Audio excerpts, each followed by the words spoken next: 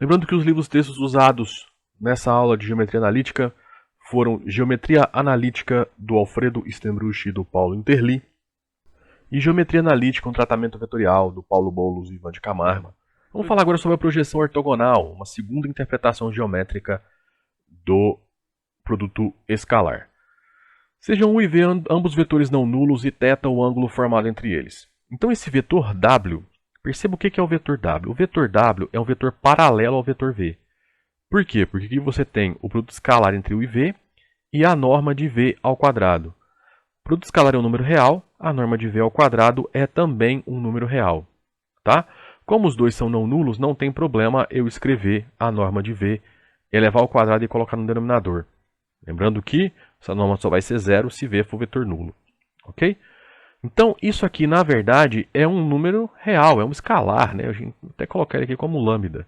Então, o W é o vetor V multiplicado por um número real. Tá?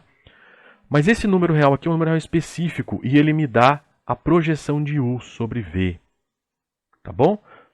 Vamos ilustrar isso para ficar mais interessante. É o seguinte, ó, você tem aqui o vetor V deitado, né?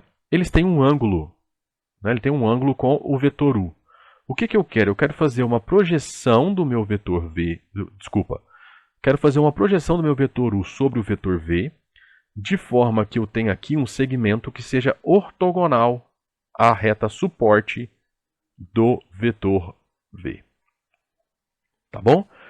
Então, esse vetor aqui, né, com essa constante, né, esse vetor V multiplicado com essa constante, me dá esse vetor W. Perceba que o W é paralelo ao vetor V.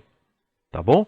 Então, essa constante específica me dá essa projeção. Essa daqui é conhecida como projeção ortogonal de U sobre V. Aqui, obviamente, no plano, mas a fórmula para o espaço vai ser a mesma.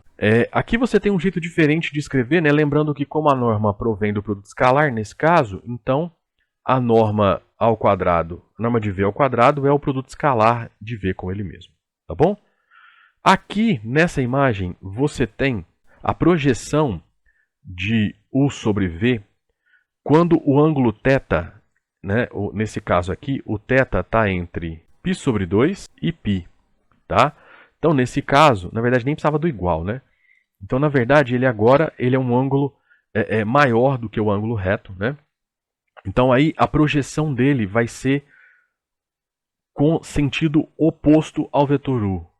Tá bom?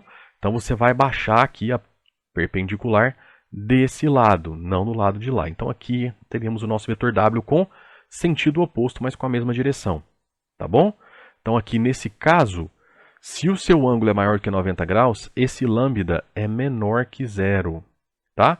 Se o seu ângulo é menor do que 90 graus, então o lambda é maior que zero. Tá bom? Obviamente, se ele for menor que 1, você tem uma projeção menor do que o vetor V. E se em módulo esse lambda for maior do que 1, então você vai ter um vetor maior do que o vetor V. Então era isso que eu tinha para falar. Se você gostou da nossa aula, então apoie nesse nosso projeto. Como que você pode fazer esse apoio? Curtindo a aula, compartilhando com seus colegas, se inscrevendo no nosso canal. Se você quiser apoiar ainda mais, você pode fazer um Pix para nós, a chave Pix tá essa daí. Na descrição você encontra os links para todos os artigos que a gente usou para essa aula, todos os livros que a gente usou para essa aula e foram citados nessa aula. Tá? Então era isso que eu queria falar. Próxima aula agora, retas. Tá bom? Nos vemos na próxima aula. Abraços.